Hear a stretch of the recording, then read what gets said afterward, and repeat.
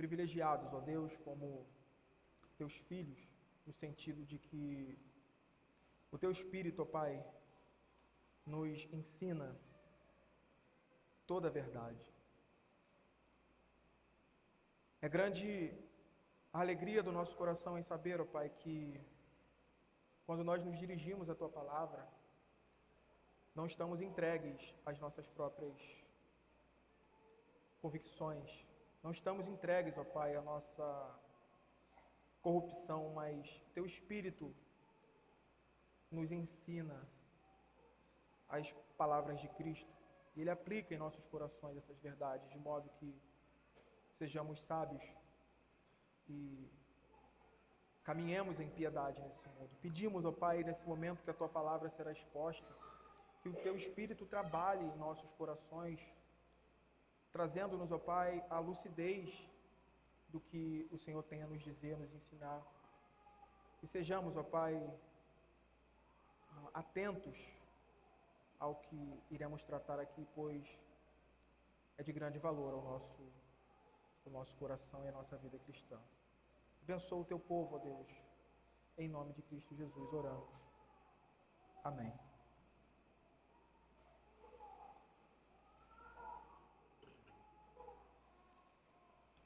Mateus 5, agora no verso 33, Mateus 5, continuando a exposição do Sermão do Monte. Vamos ler do verso 33 ao 37, falando aí sobre o crente e os juramentos.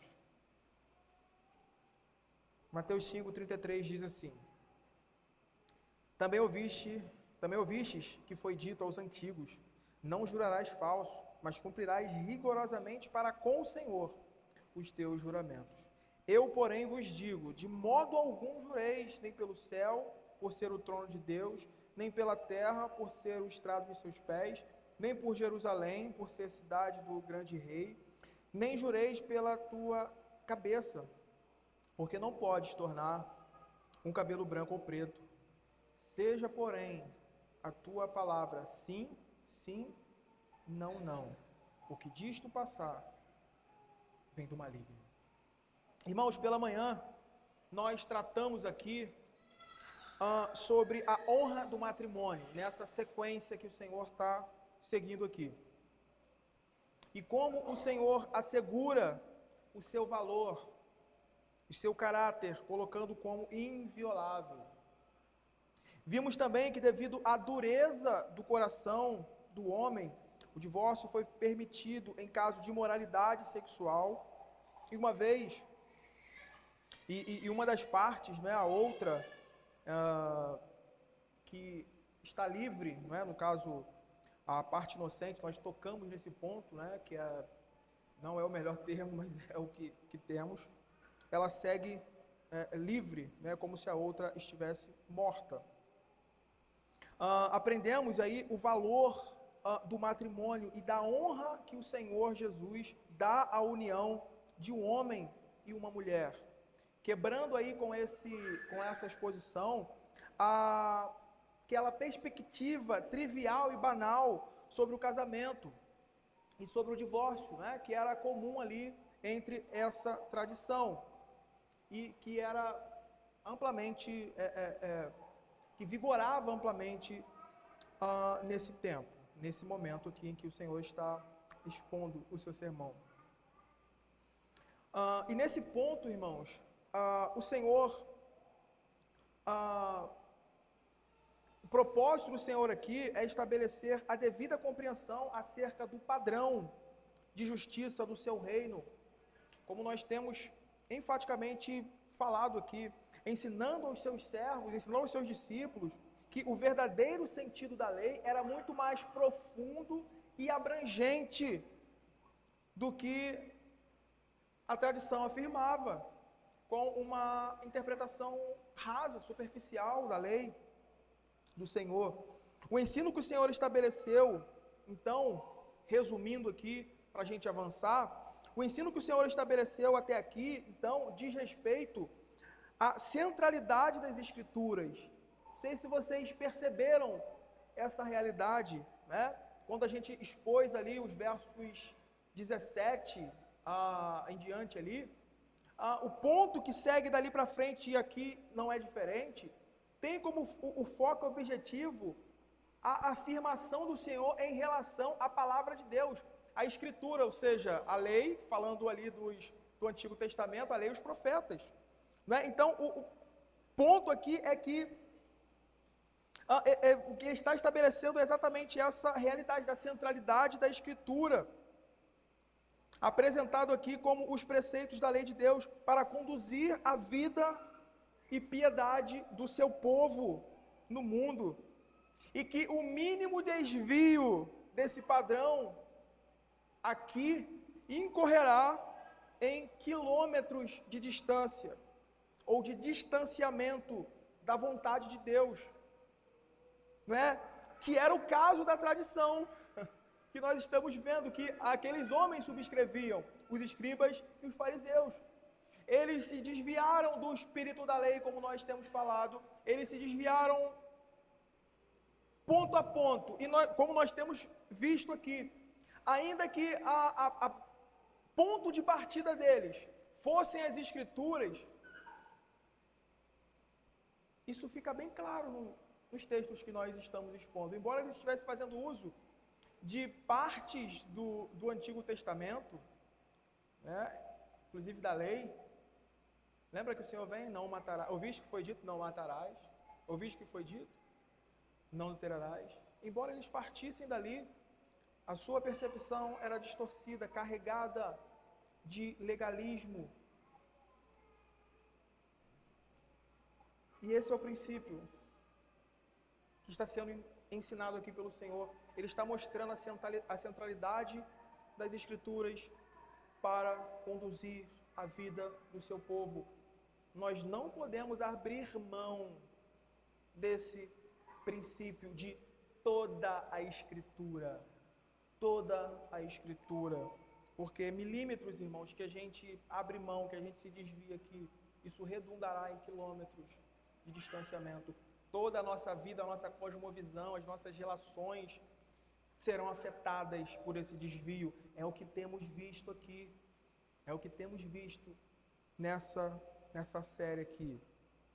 E aí, em cada início onde a fórmula ouviste o que foi dito foi empregada, nós fomos ensinados como a cegueira espiritual de nossa natureza caída tende naturalmente a nos afastar do alvo para o qual fomos criados. Então nós temos esse agravante, nós temos que ter olhos atentos quanto a isso. O Senhor não está falando aqui algo que está preso dentro de uma realidade passada, mostrando os erros daqueles homens e que ficaram para trás. Não! Ele está mostrando algo comum à natureza caída do homem.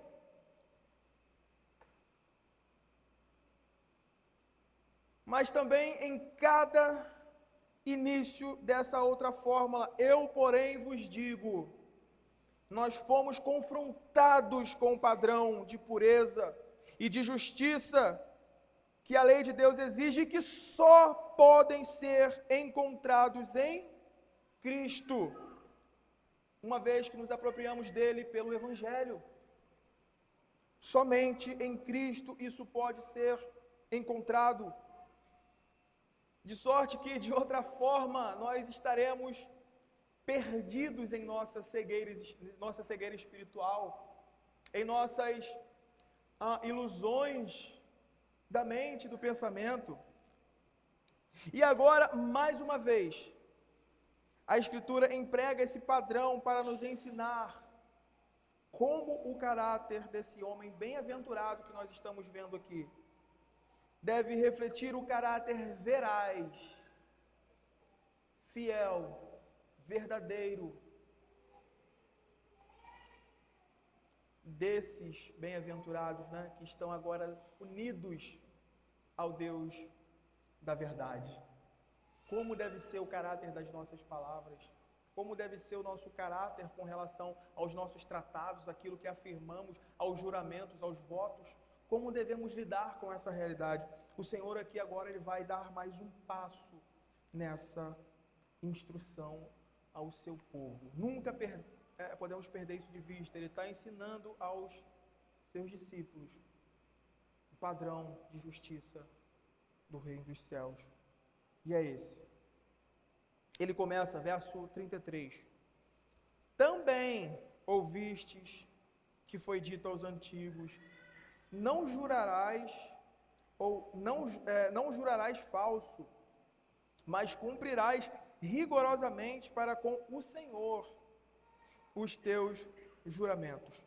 Aqui, irmãos, diferente das exposições que fizemos anteriormente, a fórmula ouviste que foi dito, ela não está centrada diretamente nos 10 mandamentos, ok? Diretamente nos 10 mandamentos. Embora incorra aí a quebra do segundo e do terceiro que nós vamos tocar aí. Mas em diversas passagens do Antigo Testamento que podemos encontrar de Êxodo a Deuteronômio, essas partículas apontando para essa realidade, para esse ensinamento do Senhor. E mais uma vez, aqui, o tipo de moralidade apresentada na fala dessa antiga tradição era uma moralidade desprovida do espírito da lei, portanto, reprovada pelo Senhor, porque ele já começa: vocês ouviram o que foi dito por essa tradição, vocês ouviram o que eles ensinaram, isso, eu porém vos digo, né? E aí, a questão é essa então, né? Já que o Senhor está iniciando mais essa fórmula de um pensamento que partia de várias porções do Antigo Testamento, o que há de errado então no que Jesus está confrontando aqui no verso 33, naquilo que ele está trazendo como algo reprovável? Haja vista que nós falamos, né, que encontramos traços desse ensino pelas Escrituras. E aí nós vamos ler alguns pontos aqui que refletem isso que eles estão, que a tradição pensa. Abra Levítico 19.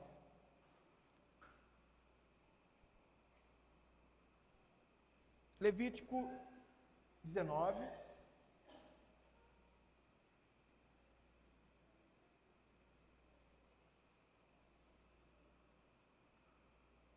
Verso 12.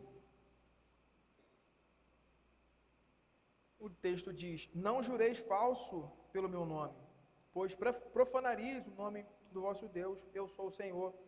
E aí eu vou ler alguns aqui que temos ainda em Números 30, verso 2, que diz: quando um homem fizer voto ao Senhor, ou juramento para obrigar-se a alguma abstinência, não violará a sua palavra, segundo tudo o que prometeu fará.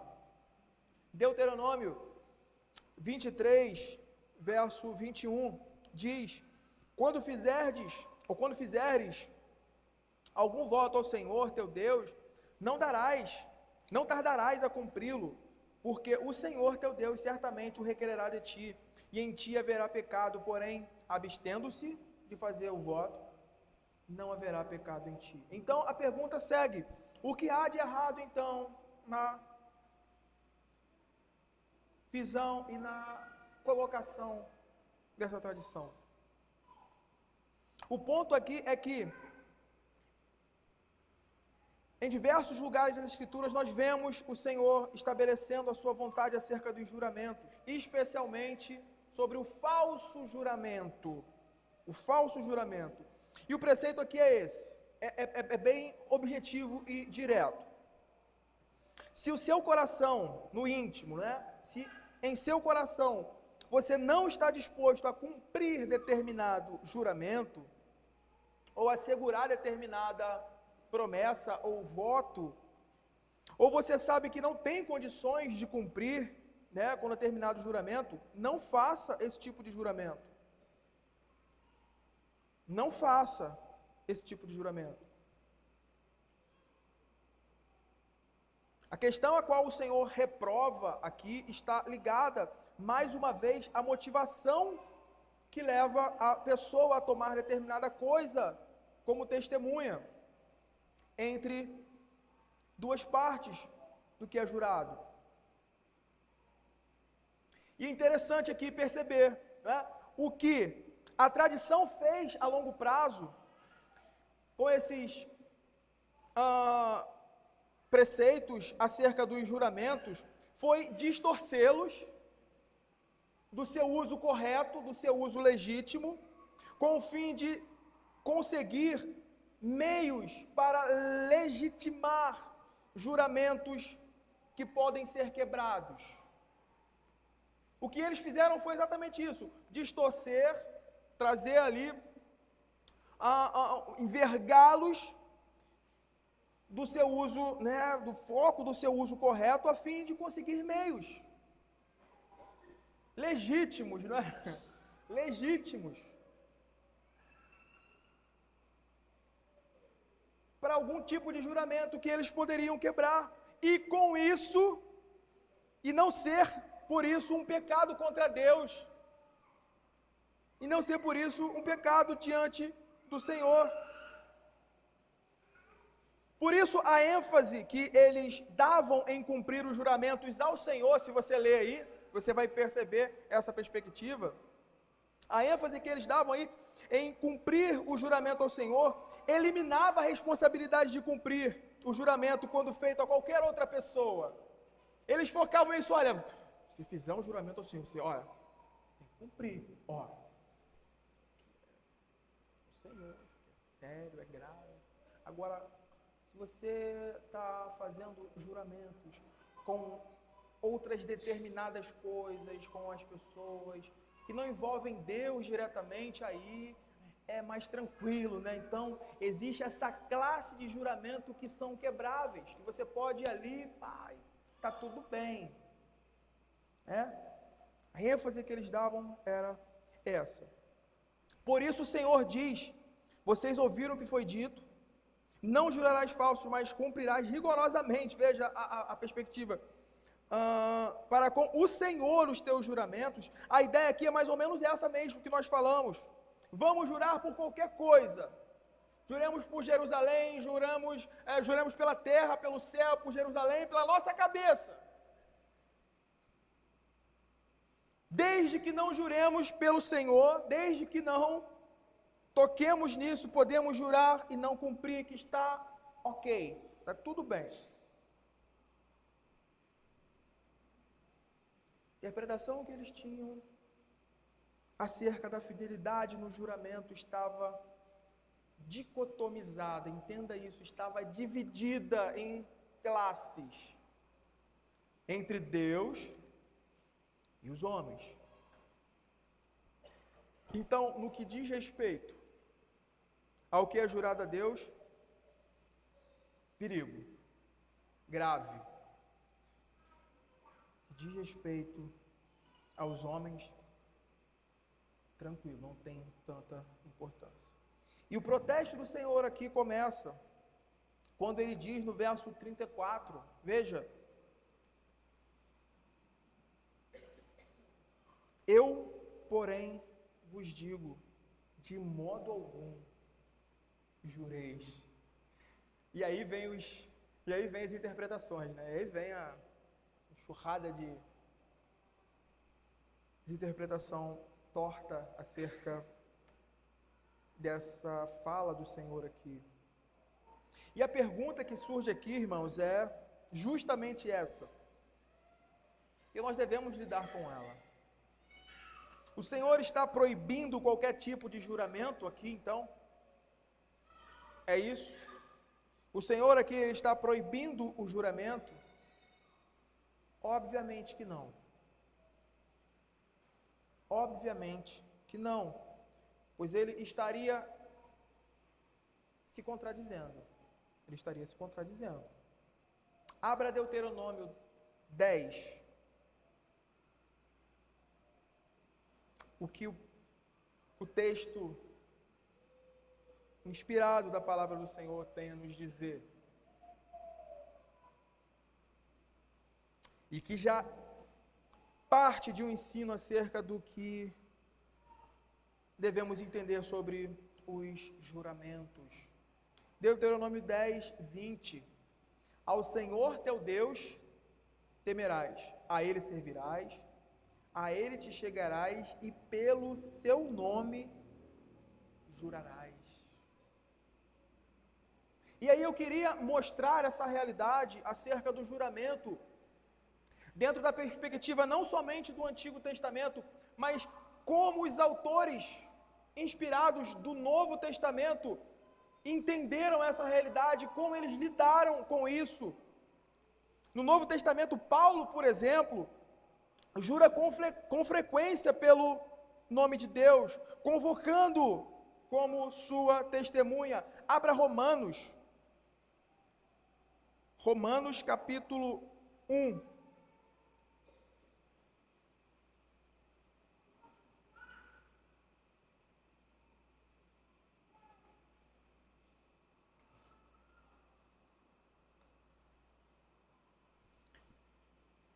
Romanos capítulo 1, verso 9. 9. Isso. Porque Deus a quem sirvo em meu espírito, no evangelho de seu Filho, é minha testemunha de como incessantemente faço menção de vós.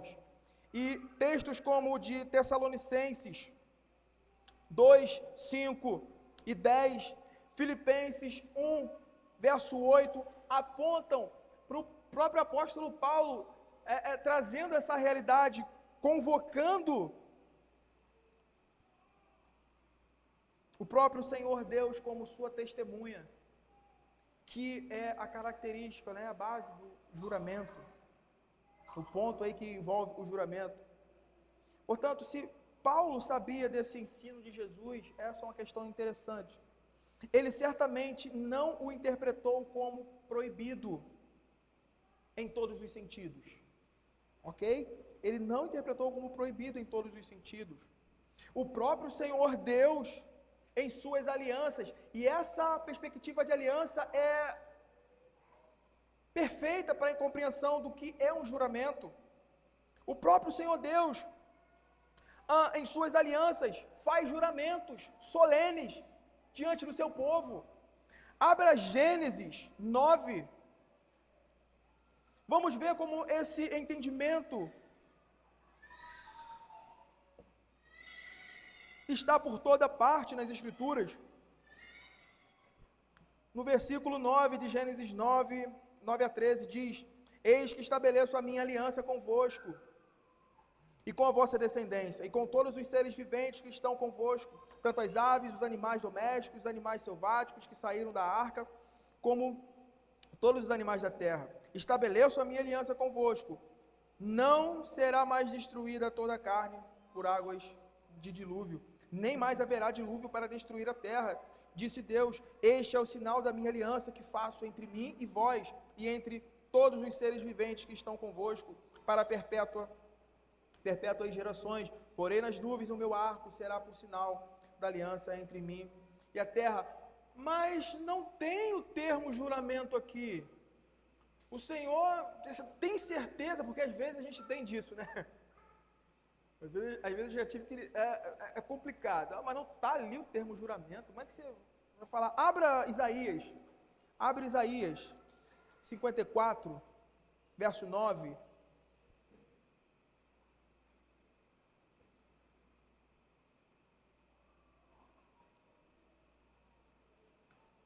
Isaías 54, 9 diz: Porque isto é para mim como as águas de Noé, pois jurei, que as águas de Noé não mais inundariam a terra, e assim jurei, novamente, que não mais miraria contra ti, nem te repreenderia. Vocês conseguem entender a ideia e o conceito, o princípio do que é uma aliança? Nós vamos desenvolver mais à frente. Mas partimos daqui. Portanto, o que precisamos entender aqui é que, na perspectiva divina, os votos e os juramentos têm o propósito de estimular a honestidade ou torná-la ainda mais solene e garantida entre essas partes.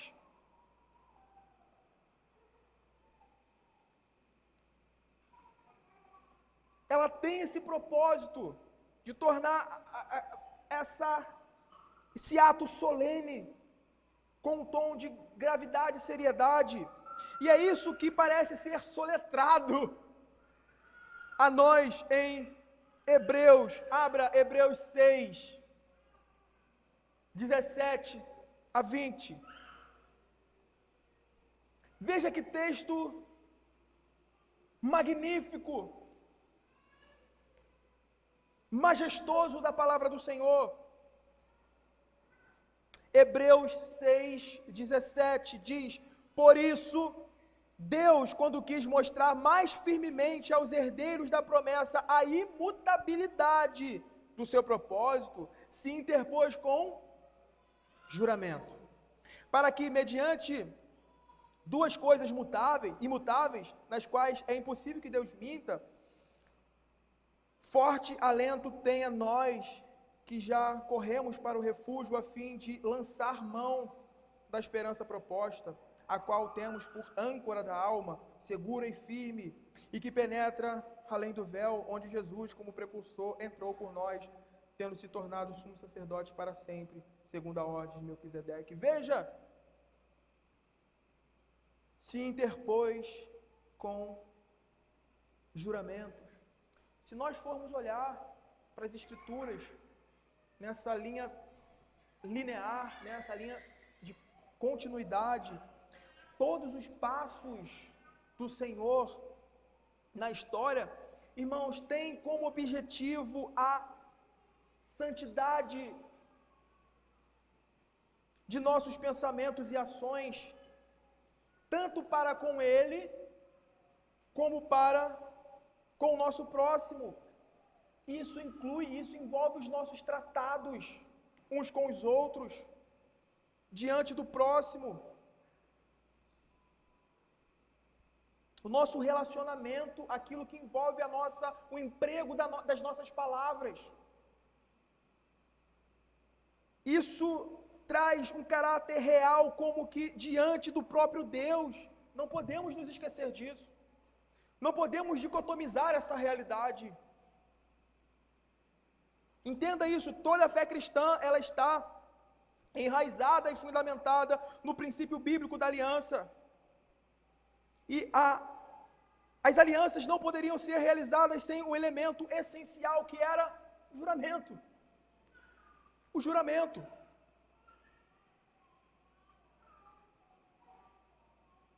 E veja que interessante, a nossa fé repousa no fato de que o Senhor Deus, onipotente, ao iniciar uma aliança com seu povo, ele fez um juramento para selá-la, conforme o próprio autor aos Hebreus nos diz: visto que não tinha ninguém superior por quem jurar, jurou por si mesmo. O princípio aqui é esse. O princípio aqui é esse. Ele colocou a sua própria pessoa em jogo para enfatizar a credibilidade das promessas que fez ao seu povo ao firmar essa aliança. Então, nesse contexto, o Senhor ele está confrontando essa articulação fraudulenta daqueles que estão querendo se livrar das suas responsabilidades, das suas obrigações, de serem honestos e justos, independentemente de se há homens ou o próprio Deus. É uma percepção distorcida acerca do que é viver para a glória de Deus, do que é viver coram Deus, diante da face de Deus. Nós expomos isso aqui, nessa série aqui, Nós não podemos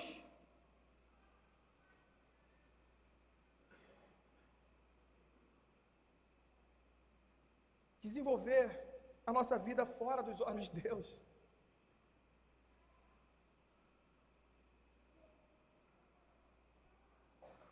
Não podemos.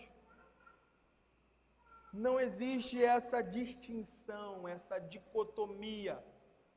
Deus, agora, o juramento foi lá, agora. As coisas relacionadas aqui, isso é sério. Isso aqui é... Não existe. E é isso que vemos o Senhor desenvolvendo em sua explicação do porquê não se pode jurar por jurar. Por que não se pode falar trivialmente, invocando a majestade do Senhor como testemunha de coisas banais? Irmãos, se eu for entrar aqui em detalhes de como às vezes nós pecamos aqui, talvez a gente se esconderia debaixo dos bancos. Porque em muitos momentos nós fazemos isso, brincando. Já viu aquela expressão? Eu juro por, e por aí vai.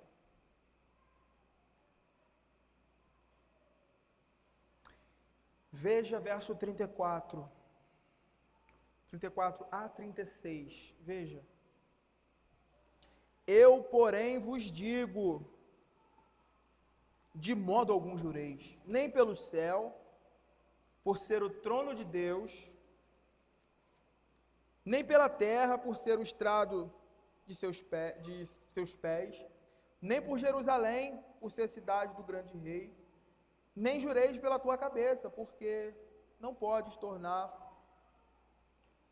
um cabelo branco ou preto. O interessante aqui, irmãos, é que o Senhor ele está usando o código jurídico judeu, onde os rabinos haviam escrito tratados e mais tratados, dedicado a questões dos juramentos, incluindo uma análise, veja que interessante, incluindo uma análise detalhada de quando eles são compulsórios, ou seja, obrigatórios, e quando não são. Eles desenvolveram tratados e mais tratados, haviam livros e mais livros, incluindo essas regras acerca do juramento. E de um lado estavam aqueles que eram compulsórios, aqueles que eram obrigatórios, por se tratar de algo relacionado a Deus, ou dentro de uma dimensão de algo que era considerado grande e honroso, e do outro lado as coisas que não, que eram coisas que poderiam, em determinadas situações, serem quebradas e burladas, como se fosse legítimo. E o Senhor usa aqui o exemplo das coisas que eles julgavam ser permitido jurar, sem que houvesse uma obrigatoriedade em cumpri-las, como o céu, a terra, Jerusalém, sua própria cabeça. Quando o Senhor Jesus ele diz aqui, de modo algum jureis, ele não está proibindo o juramento solene, que entendamos isso. Ele não está proibindo o juramento legítimo.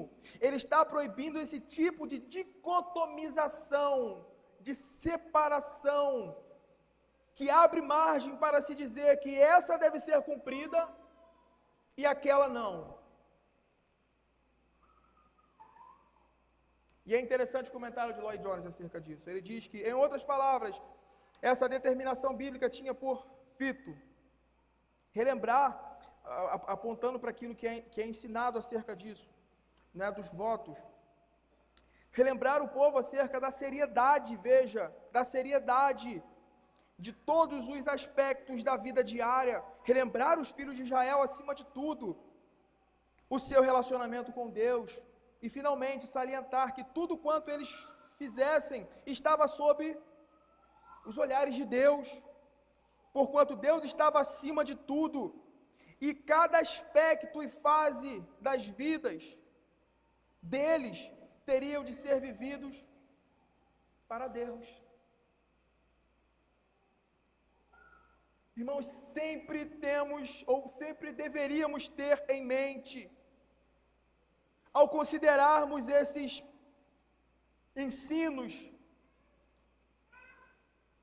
que estão relacionados aos ensinos mosaicos, aquela afirmação que diz: eu sou o Senhor vosso Deus e sereis santos, porque eu sou santo. A nossa vida deve carregar esse senso de quem é o Senhor.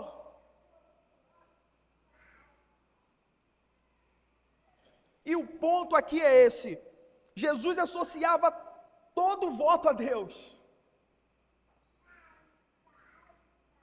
Jesus associava, ele está apontando para isso, todo voto a Deus.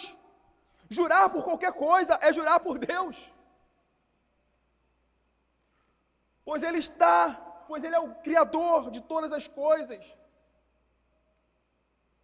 Portanto, nenhum juramento deve ser trivial, nenhum juramento deve ser uma evasiva justificável, pois todo juramento é uma promessa solene ao falar, de falar a verdade diante do Deus verdadeiro. E talvez até aqui a coisa está assim, mas como podemos escrituristicamente fundamentar essa realidade do que Jesus está falando aqui? Ou do que nós estamos tratando aqui? Eu queria que você abrisse comigo Mateus 23, a fim de que entendamos como o Senhor está trazendo esse ensino. Dessa realidade de que não há essa dicotomização.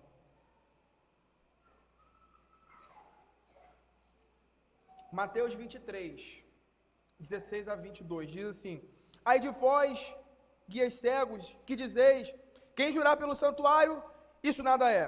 Mas se alguém jurar pelo ouro do santuário, fica obrigado pelo que jurou. Insensatos e cegos, pois qual é maior, o ouro ou o santuário que santifica o ouro? E dizeis, quem jurar pelo altar, isso nada é. Quem porém jurar pela oferta que está sobre o altar, fica obrigado pelo que jurar. Cegos, pois qual é maior, a oferta ou o altar que santifica a oferta? Portanto, veja, verso 20, portanto, quem jurar pelo altar, jura por ele e por tudo que sobre ele está. Verso 21, quem jurar pelo santuário, jura por ele e por aquele que nele habita. Verso 22, e quem jurar pelo céu, jura pelo trono de Deus e por aquele que no trono está assentado. A perspectiva do Senhor é que não há dicotomia. Quando nós chegamos diante de um irmão ou de determinada situação e assumimos a nossa palavra, o Senhor é testemunha. Eu afirmo para você, eu te garanto, o Senhor é testemunha. O que se requer é fidelidade. O que se requer é um cumprimento fiel acerca do que foi prometido, do que foi tratado, independentemente se você fez isso diretamente a Deus ou a um filho de Deus.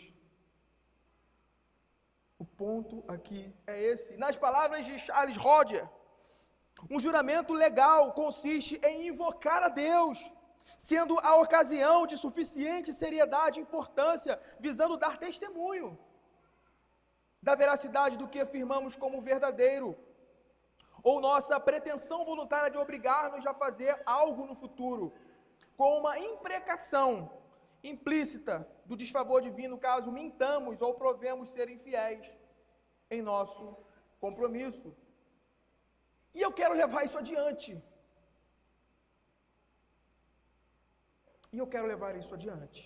Nas palavras dos teólogos de Westminster, que eu julgo que os irmãos conhecem, dizendo que o juramento está associado ao culto solene, ao culto a Deus, de forma que somos tidos por mentirosos quando prestamos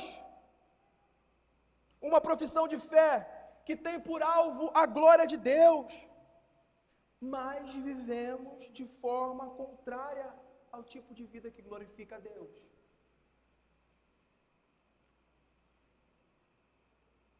É por isso que o falso juramento é um pecado grave. E às vezes nós não ligamos e nós vivemos ele. É por isso que um tipo de fala mentirosa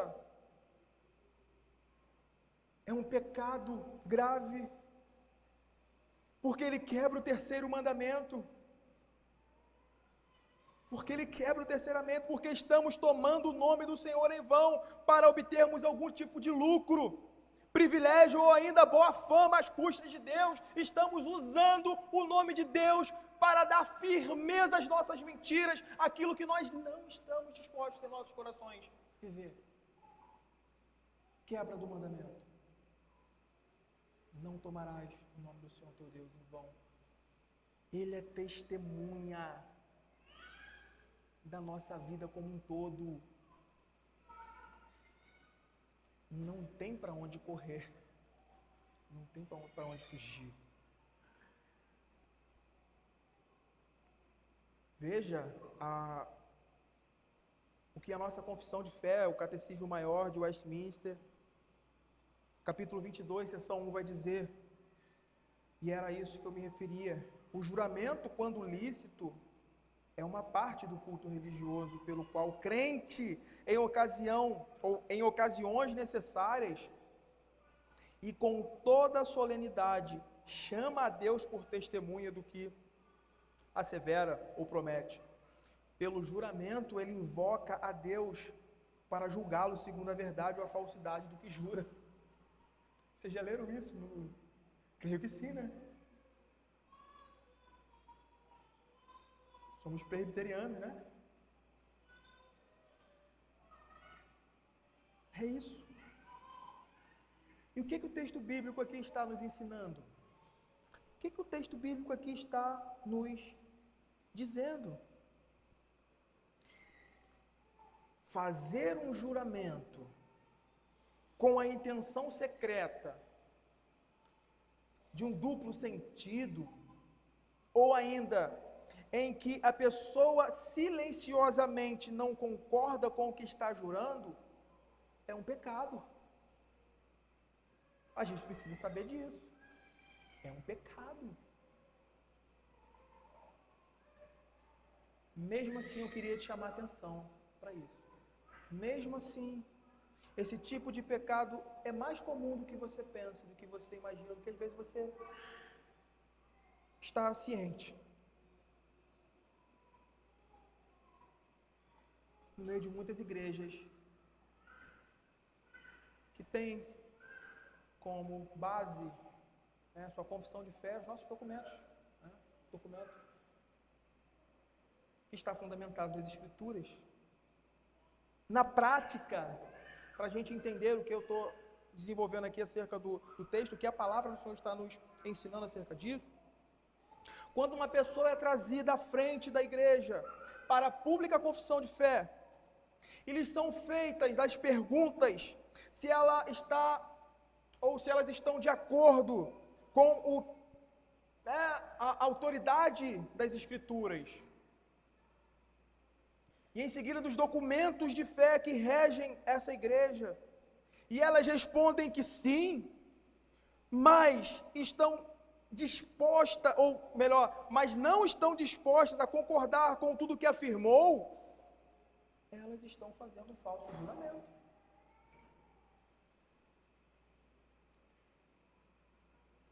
Elas estão fazendo um falso juramento. Só que a coisa fica muito mais triste e terrível, porque não para aí. Não para por aí. Quando um ministro, e estamos falando, né, dentro dos termos presbiterianos, ou algum oficial ordenado, eles assumem pessoalmente o compromisso de subscreverem, acima de tudo, a Escritura e depois os documentos, como esse sistema de exposição fiel das Escrituras.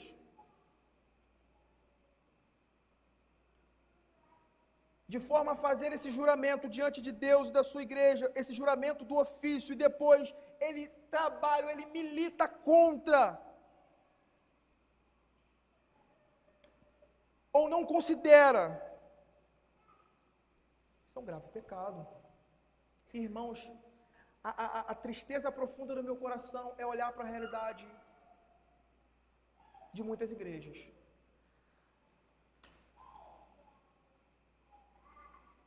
Talvez muitos de vocês aqui, muitos de nós aqui, tenham nascido e alguns foram nascidos e criados aqui, e talvez não experimentou como a coisa é.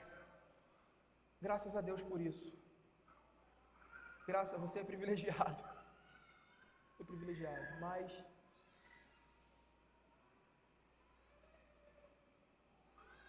a coisa está terrível. Terrível. E com isso eu não estou alegando e falando aqui que nós somos a última bolacha do pacote, não. Falando que não, existem igrejas bíblicas fiéis, ministros que honram isso e transmite essa seriedade à sua igreja, dos votos, do compromisso.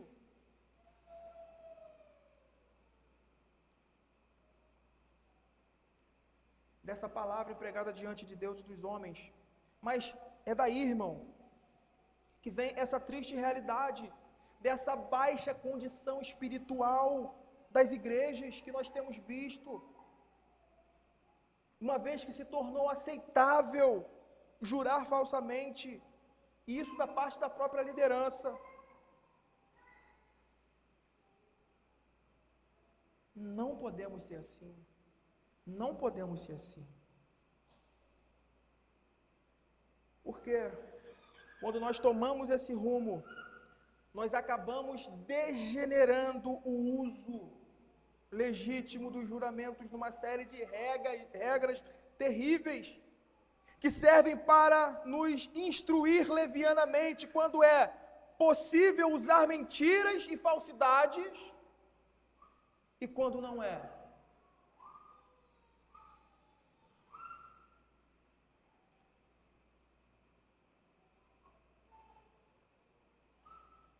Esse tipo de postura não incentiva a honestidade.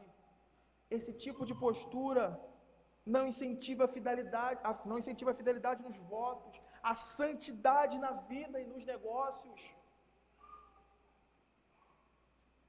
Mas, muito pelo contrário, ela enfraquece a causa da verdade, a qual nós, às vezes, tão hipocritamente juramos defender. Enfraquece, corrói a causa de Deus.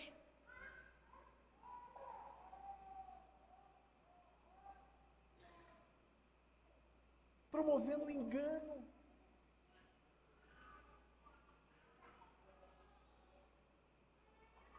Jurar evasivamente não pode ser tomado como uma desculpa para mentir.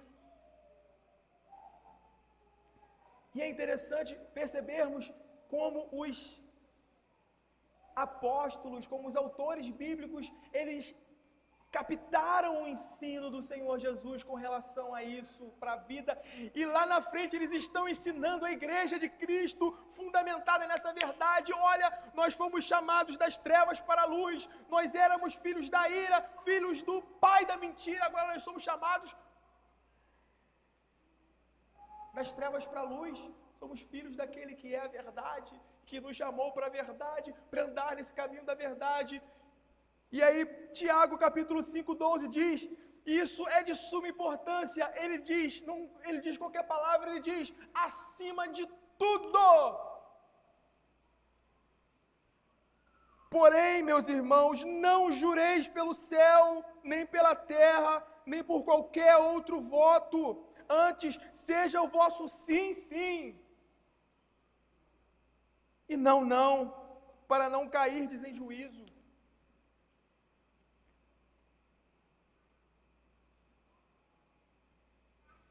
O ensino aqui é que a justiça daqueles que agora estão unidos a Cristo, que é a verdade, deve expressar a integridade no falar, essa veracidade.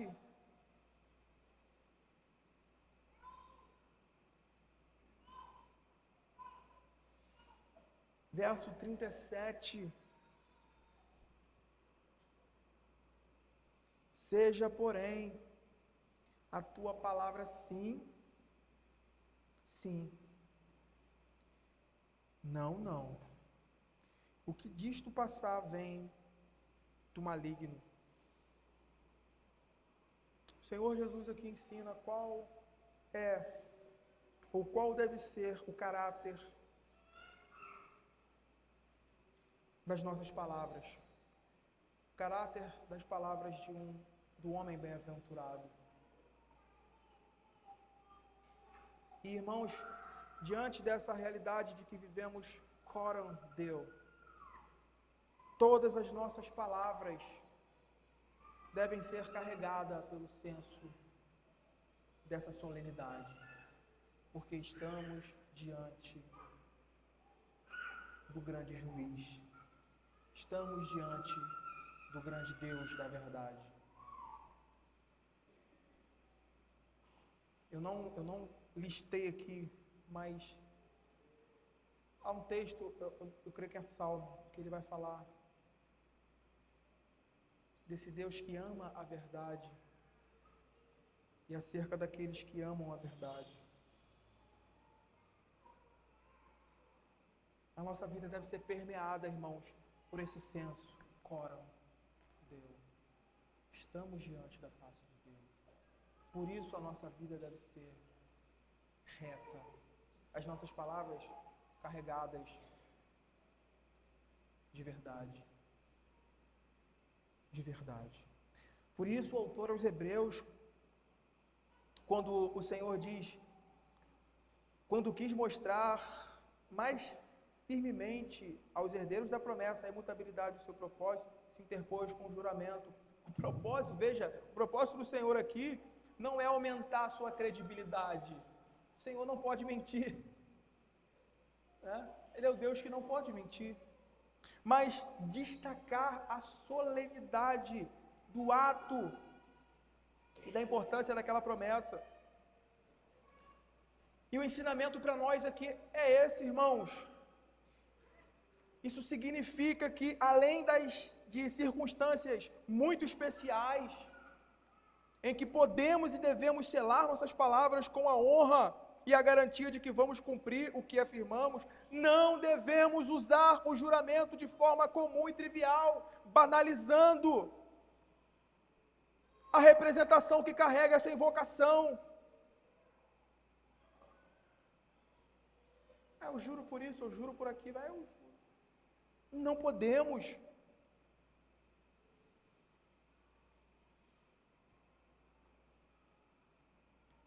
Nós devemos ser conhecidos por nossas palavras.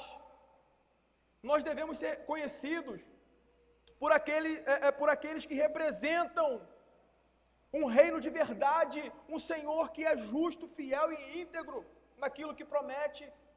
Nós somos esses. E as nossas palavras, de fato, elas não podem passar disso. Se sim, é sim. Se não, é não. Não podemos brincar com a mentira e nós fazemos muito isso. Nós fazemos muito isso no nosso dia a dia. Brincamos. Mentirinha. Seja o nosso sim, sim e o não, não. Por quê? Se alguém pergunta assim, mas por quê? Porque somos cristãos. Era interessante como essa perspectiva daqueles que carregam o nome de Cristo, algum tempo atrás carregava essa seriedade, né? Mesmo com toda a mancha do pecado que existe, mas como isso era levado a sério. Mas às vezes nós nos deparamos com cada situação que chega a dar uma pontada no coração, fala, ai,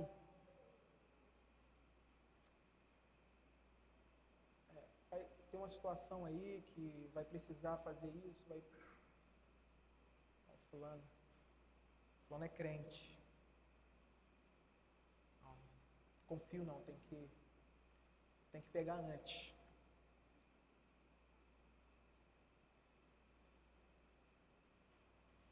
Porque o currículo histórico é um histórico de engano, é um histórico de trapaças, falsos juramentos, de mentiras, uma atrás da outra.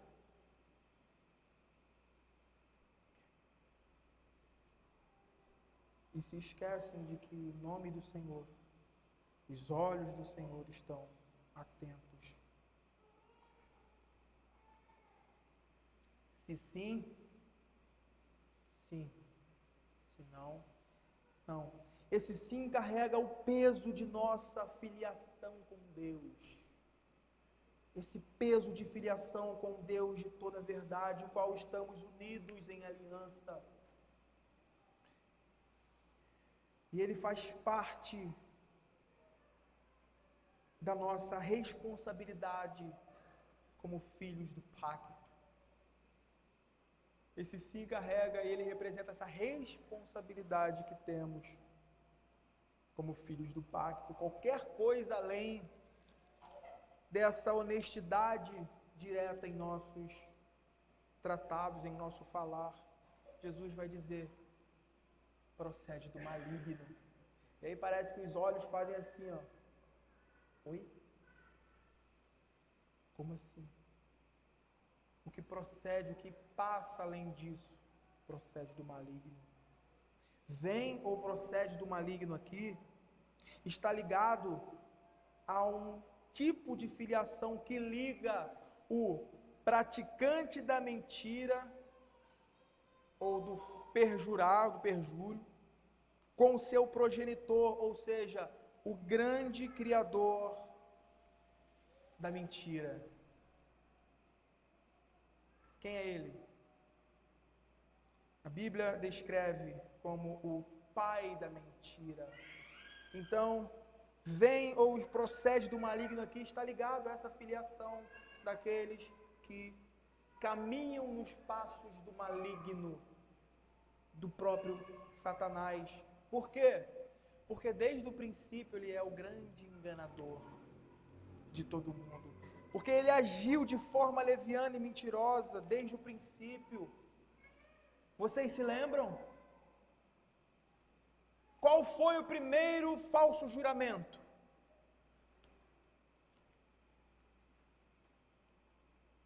Primeiro grande falso juramento. Ele veio dos lábios de Satanás. Ele chega. Foi assim que Deus disse? Não comereis. Assim. Tá. E aí ele diz o quê? É certo que não morrerás. Eu garanto. Eu estou. Primeiro, perjúrio. É assim que Deus disse? É certo que não morrerás. William Perkins, ele comentando isso, ele diz: esse é o melhor motivo para levar os homens a pôr em prática essa regra, pois todos os abusos de juramento, asseverações, invocações e depreciações na fala comum são abusos do nome de Deus e vêm do maligno. Ele é o mestre que ensina os homens a usá-lo. É ele que está por detrás dessas falas mentirosas, tratados mentirosos, o grande enganador. E eu quero concluir com algumas observações e aplicações para a nossa vida acerca do que aprendemos aqui. em si mesmo, o jurar não é o problema.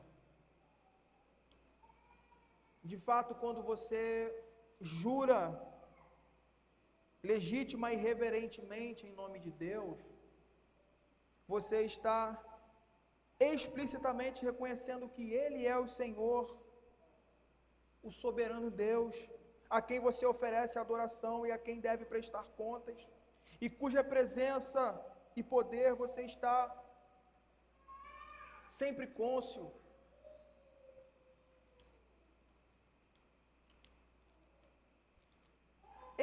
Esse é o ponto que nós devemos saber acerca do juramento. O juramento apropriado em ocasião, ou em ocasiões apropriadas, honra a Deus. Honra a Deus. O Senhor aqui, Ele não está, mais uma vez eu digo, proibindo isso de forma alguma. Mas Ele está mostrando como isso deve ser feito, o senso que devemos ter, a responsabilidade que o crente tem diante de Deus. O problema está no juramento displicente e falso. Jeremias, ele refere-se àqueles que, embora digam, tão certo como vive o Senhor, certamente juram falsamente. Em outras palavras, embora eles reconhecem Deus com palavras, mas as coisas que dizem não significam nada para eles, pois eles alegam falsamente temê-lo, mas não temem, profanam o seu nome ao associá-lo com mentiras.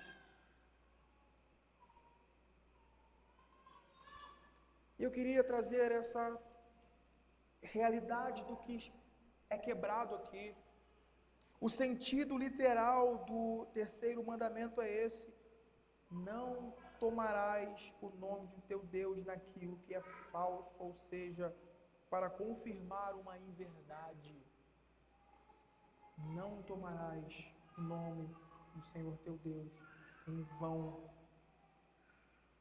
Significa isso. Irmãos, somos o povo. Somos povo de um Deus que se chama o Deus verdadeiro, o Deus da verdade. Como tal, temos a obrigação de refletir essa verdade em nossos tratados, na nossa fala, dentro dos nossos lares. Pais, mães, não incentivem seus filhos a mentirem de forma alguma, nem de brincadeira. Isso é pecado. Isso é pecado. Devemos vigiar as nossas brincadeiras. Devemos vigiar para que os nossos filhos não cresçam achando que é normal. Eu juro por isso, eu juro por aquilo, uma mentirinha, a outra. Não é normal. Cuidem para que a causa da verdade esteja segurada no coração do seu filho, para que ele cresça diante desse senso de que a sua vida é toda construída diante da face de um Deus verdadeiro. E a pergunta que fica é: como um Deus verdadeiro lida com alguém que ama a mentira, que ama a falsidade, que ama o engano, que ama o suborno?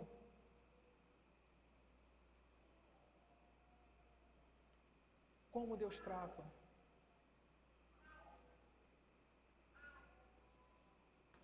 Nós devemos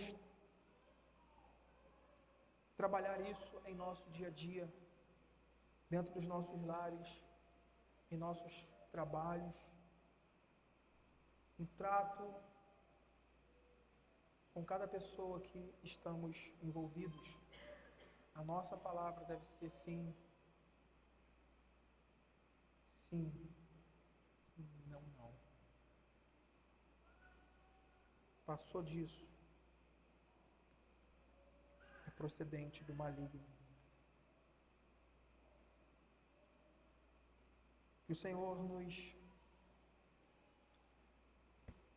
conduza nessa verdade. O Senhor nos fortaleça nessa realidade de que estamos vivendo e desenvolvendo a nossa vida cristã, coram Deus, diante da face de Deus, que isso nos traga um senso do que é ser um cristão, o que é ser de fato um cristão. Vamos orar. Senhor Deus,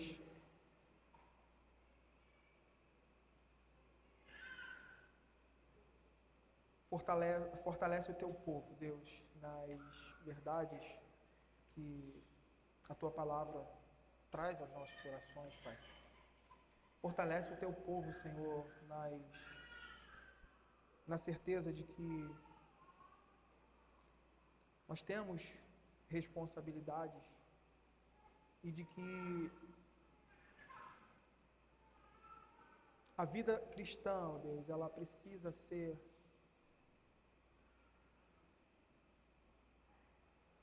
reflexo da tua obra, reflexo do caráter de Cristo refletido em nós. Traga-nos, ó Deus, esse senso da tua presença, dos teus olhos sobre nós, para que a nossa vida seja uma vida santa e agradável ao Senhor, e que ela toque o mundo ao redor de nós com um testemunho, como aprendemos aqui, ó Deus, como sal do mundo, como luz da terra, testemunhando a realidade bendita do teu reino, da justiça e da glória do teu nome, ó Deus. Nos ajude, Senhor, a permanecermos firmes nessa realidade, para que não sejamos hipócritas, como os fariseus, como os escribas foram expostos. Mas que em cada momento que o nosso coração, em que a nossa vida for descoberta como uma vida dobre, uma vida de mentiras diante do Senhor, Pai, que recorramos ao Senhor em arrependimento, confessemos e abandonemos, e busquemos no Senhor, na Tua Palavra, a firmeza e a instrução necessária para a vida. Senhor, fica com a Tua igreja. Oramos assim em nome de Cristo Jesus.